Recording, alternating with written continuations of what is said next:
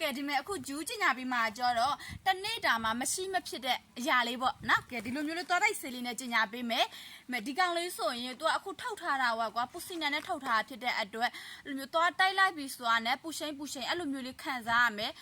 ပြီးတော့သွားပိုးစားတာလို့သိမလားသွားကြိုက်တာသွားနာတာအတွက်လုံးဝအဆင်ပြေတယ်ဒီကောင်လေးနော်ဒီမဲ့ဈေးလေးဆိုလဲဘယ်လောက်မှမရှိဘူးကွာအပြင်မှာသွားတိုက်ဆေးတပူးဝယ်မယ်ဆိုရင်နော်9000 8000ရှိနေတဲ့ခစ်ကြီးမှာနော်အခုဒီမဲ့ဒီသွားတိုက်ဆေးလေးဆိုရင်2000ကျော်လေးနဲ့ပဲပေးရတယ်နော်